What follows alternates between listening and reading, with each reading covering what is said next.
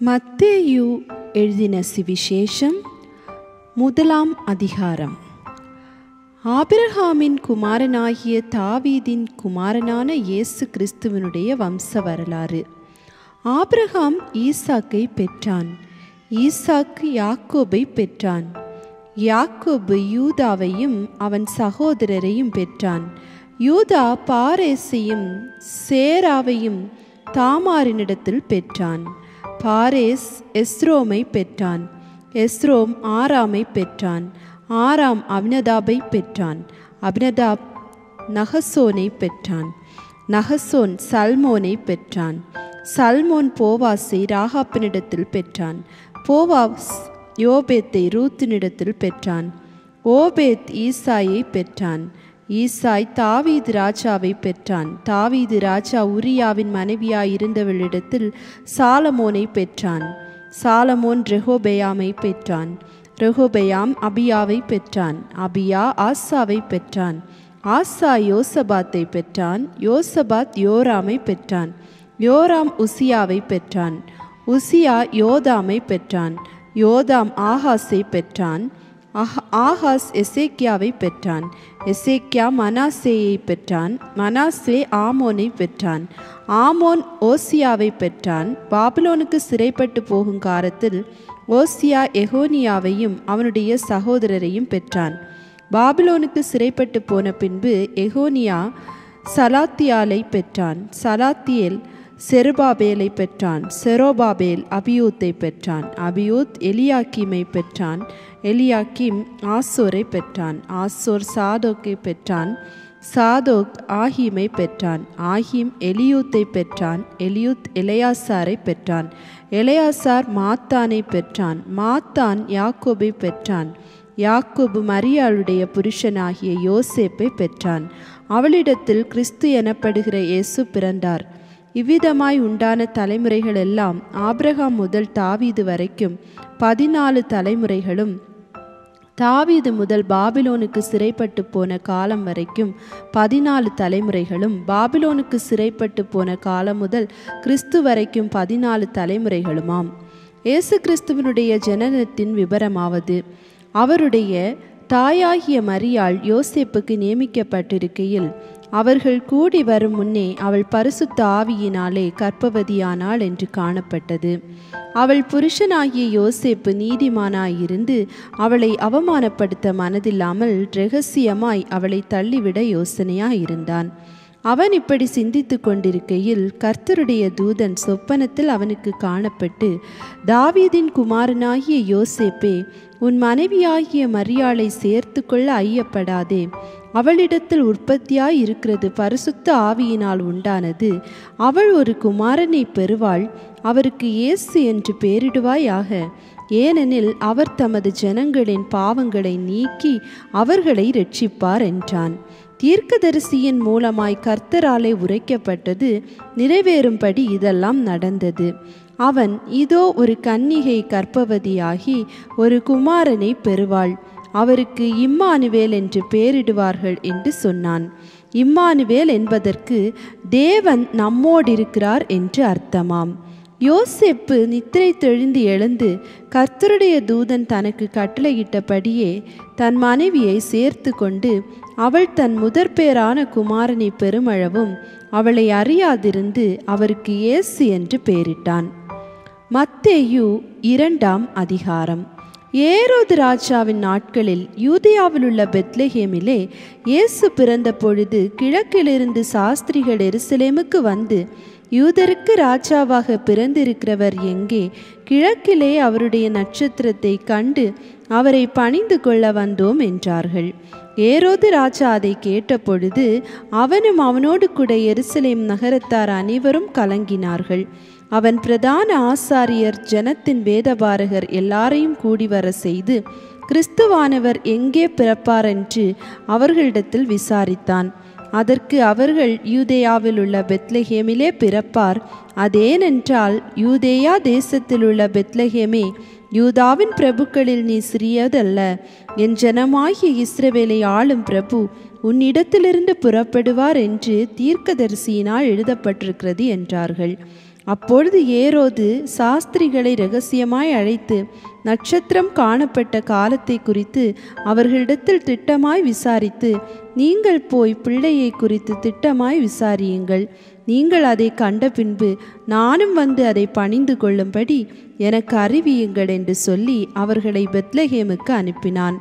ராஜா சொன்னதை அவர்கள் கேட்டு போகையில், இதோ அவர்கள் கிழக்கிலே கண்ட நட்சத்திரம் பிள்ளை இருந்த ஸ்தலத்திற்கு மேல் வந்து நிற்கும் வரைக்கும் அவர்களுக்கு முன் சென்றது. அவர்கள் அந்த நட்சத்திரத்தை கண்டபோது மிகுந்த ஆனந்த சந்தோஷம் அடைந்தார்கள்.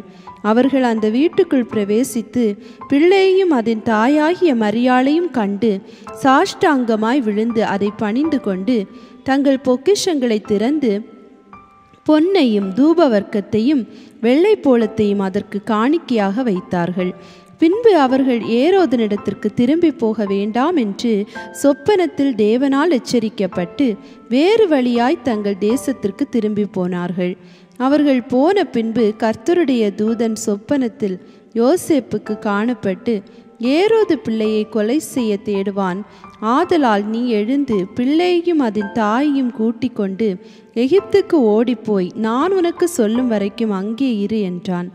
அவன் எழுந்து இரவிலே பிள்ளையையும் அதன் தாயையும் கூட்டிக் கொண்டு எகிப்துக்கு புறப்பட்டு போய் ஏரோதின் மரண பரியந்தம் அங்கே இருந்தான். எகிப்திலிருந்து என்னுடைய குமாரனை வரவழைத்தேன் என்று தீர்க்கதரிசியின் மூலமாய் கர்த்தரால் உரைக்கப்பட்டது நிறைவேறும்படி இப்படி நடந்தது. அப்பொழுது ஏரோது நான் சாஸ்திரிகளால் வஞ்சிக்கப்பட்டதை கண்டு மிகுந்த கோபம் அடைந்து ஆட்களை அனுப்பி தான் சாஸ்திரிகளிடத்தில் திட்டமாய் விசாரித்த காலத்தின்படியே பெத்லகேமிலும் அதன் சகல எல்லைகளிலும் இருந்த 2 வயதுக்குட்பட்ட எல்லா ஆண் பிள்ளைகளையும் கொலை செய்தான். புலம்பலும் அழுகையும் மிகுந்த துக்கம் கொண்டாடலும் ஆகிய கூக்குரல் ராமாவிலே கேட்கப்பட்டது. ராகேல் தன் பிள்ளைகளுக்காக அழுது அவைகள் இல்லாதபடியால் ஆறுதல் அடையாதிருக்கிறாள் என்று எரேமியா தீர்க்கதரிசியினால் உரைக்கப்பட்டது அப்பொழுது நிறைவேறிற்று. ஏரோது இறந்த பின்பு கர்த்தருடைய தூதன் எகிப்திலே யோசேப்புக்கு சொப்பனத்தில் காணப்பட்டு, நீ எழுந்து பிள்ளையையும் அதன் தாயையும் கூட்டிக் கொண்டு இஸ்ரவேல் தேசத்துக்கு போ. பிள்ளையின் பிராணனை வாங்க தேடினவர்கள் இறந்து போனார்கள் என்றான். அவன் எழுந்து பிள்ளையையும் அதன் தாயையும் கூட்டிக் கொண்டு இஸ்ரவேல் தேசத்துக்கு வந்தான். ஆகிலும் அர்கெலாயு தன் தகப்பனாகிய ஏரோதின் பட்டத்துக்கு வந்து யூதேயாவின் அரசாளுகிறான் என்று கேள்விப்பட்டு அங்கே போக பயந்தான். அப்பொழுது அவன் சொப்பனத்தில் தேவனால் எச்சரிக்கப்பட்டு கலிலேயா நாட்டின் புறங்களிலே விலகி போய் நாசரேத் என்னும் ஊரிலே வந்து வாசம் பண்ணினான். நசரேயன் எனப்படுவார் என்று தீர்க்கதரிசிகளால் உரைக்கப்பட்டது நிறைவேறும்படி இப்படி நடந்தது. மத்தேயு 3ஆம் அதிகாரம். அந்நாட்களில் யோவான் ஸ்நானான் யூதேயாவின் வனாந்திரத்தில் வந்து, மனம் திரும்புங்கள், பரலோக ராஜ்யம் சமீபித்திருக்கிறது என்று பிரசங்கம் பண்ணினான். கர்த்தருக்கு வழியை ஆயத்தப்படுத்துங்கள், அவருக்கு பாதையை செவ்வை பண்ணுங்கள் என்று வனாந்திரத்திலே கூப்பிடுகிறவனுடைய சத்தம் உண்டென்று ஏசாயா தீர்க்கதரிசியினால் சொல்லப்பட்டவன் இவனே. இந்த யோவான் ஒட்டகமயிர் உடையை தரித்து தன் அறையில் வார்க்கச்சியை கட்டி கொண்டிருந்தான். வெட்டுக்கிளியும் காட்டுத்தேனும் அவனுக்கு ஆகாரமாய் இருந்தது. அப்பொழுது எருசலேம் நகரத்தாரும் யூதேயா தேசத்தார் அனைவரும் யோர்தானுக்கு அடுத்த சுற்றுப்புறத்தார் யாவரும் அவனிடத்திற்கு போய் தங்கள் பாவங்களை அறிக்கையிட்டு யோர்தான் நதியில் அவனால் ஞானஸ்நானம் பெற்றார்கள். பரிசேயரிலும் சதுசேயரிலும் அநேகர் தன்னிடத்தில் ஞானஸ்நானம் பெறும்படி வருகிறதை அவன் கண்டு, விரியன் பாம்பு குட்டிகளே, வருங்கோபத்துக்கு தப்பித்து கொள்ள உங்களுக்கு வகை காட்டினவன் யார்? மனம் திரும்புதலுக்கு ஏற்ற கனிகளை கொடுங்கள். ஆபிரகாம் எங்களுக்கு தகப்பன் என்று உங்களுக்குள்ளே சொல்லிக் கொள்ள நினையாதிருங்கள்.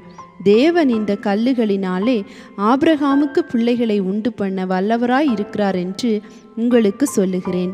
இப்பொழுதே கோடரியானது மரங்களின் வேரருகே வைத்திருக்கிறது. ஆகையால் நல்ல கனி கொடாத மரமெல்லாம் வெட்டுண்டு அக்கினியிலே போடப்படும்.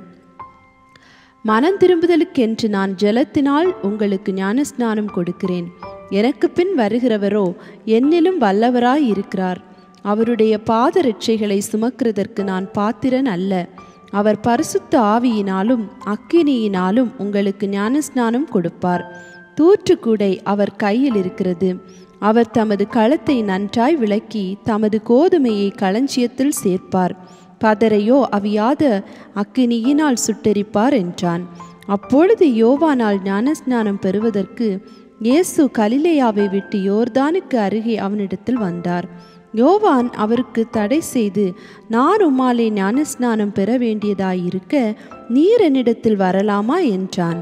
இயேசு அவனுக்கு பிரதியுத்தரமாக, இப்பொழுது இடங்கொடு, இப்படி எல்லா நீதியையும் நிறைவேற்றுவது நமக்கு ஏற்றதா இருக்கிறது என்றார். அப்பொழுது அவருக்கு இடம் கொடுத்தான். இயேசு ஞானஸ்நானம் பெற்று ஜலத்திலிருந்து கரையேறின உடனே இதோ வானம் அவருக்கு திறக்கப்பட்டது. தேவ ஆவி புறாவைப் போல இறங்கி தம்மேல் வருகிறதை கண்டார். அன்றியும் வானத்திலிருந்து ஒரு சத்தம் உண்டாகி, இவர் என்னுடைய நேசகுமாரன், இவரில் பிரியமாயிருக்கிறேன் என்று உரைத்தது. மத்தேயு 4ஆம் அதிகாரம். அப்பொழுது இயேசு பிசாசினால் சோதிக்கப்படுவதற்கு ஆவியானவராலே வனாந்திரத்திற்கு கொண்டு போகப்பட்டார். அவர் இரவும் பகலும் 40 நாள் உபவாசமாயிருந்த பின்பு அவருக்கு பசி உண்டாயிற்று. அப்பொழுது சோதனைக்காரன் அவரிடத்தில் வந்து, நீர் தேவனுடைய குமாரனே ஆனால் இந்த கல்லுகள் அப்பங்களாகும்படி சொல்லும் என்றான். அவர் பிரதியுத்தரமாக, மனுஷன் அப்பத்தினாலே மாத்திரமல்ல தேவனுடைய வாயிலிருந்து புறப்படுகிற ஒவ்வொரு வார்த்தையினாலும் பிழைப்பான் என்று எழுதியிருக்கிறதே என்றார். அப்பொழுது பிசாசு அவரை பரிசுத்த நகரத்திற்கு கொண்டு போய் தேவாலயத்து உப்பரிக்கையின் மேல் அவரை நிறுத்தி, நீர் தேவனுடைய குமாரனே ஆனால் தாழ குதியும், ஏனெனில் தம்முடைய தூதர்களுக்கு உம்மை குறித்து கட்டளையிடுவார், உமது பாதம் கல்லில் இடராதபடிக்கு அவர்கள் உம்மை கைகளில் ஏந்தி கொண்டு போவார்கள் என்பதாய் எழுதியிருக்கிறது என்று சொன்னான். அதற்கு இயேசு, உன் தேவனாகிய கர்த்தரை பரீட்சை பாராதிருப்பாயாக என்று எழுதியிருக்கிறதே என்றார். மறுபடியும் பிசாசு அவரை மிகவும் உயர்ந்த மலையின் மேல் கொண்டு போய் உலகத்தின் சகல ராஜ்யங்களையும் அவைகளின் மகிமையையும் அவருக்கு காண்பித்து, நீர் சாஷ்டாங்கமாய் விழுந்து என்னை பணிந்து கொண்டால் இவைகளை எல்லாம் உமக்கு தருவேன் என்று சொன்னான். அப்பொழுது இயேசு, அப்பாலே போ சாத்தானே, உன் தேவனாகிய கர்த்தரை பணிந்து கொண்டு அவர் ஒருவருக்கே ஆராதனை செய்வாயாக என்று எழுதியிருக்கிறதே என்றார். அப்பொழுது பிசாசானவன் அவரை விட்டு விலகி போனான். உடனே தேவ தூதர்கள் வந்து அவருக்கு பணிவிடை செய்தார்கள்.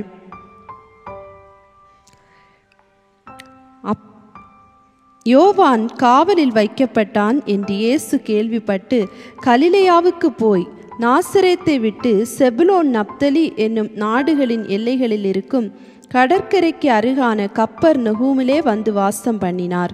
கடற்கரை அருகிலும் யோர்தானுக்கு அப்புறத்திலும் உள்ள செபுலோன் நாடும் நப்தலி நாடும் ஆகிய புறஜாதியாருடைய கலிலேயாவிலே இருளில் இருக்கும் ஜனங்கள் பெரிய வெளிச்சத்தை கண்டார்கள்.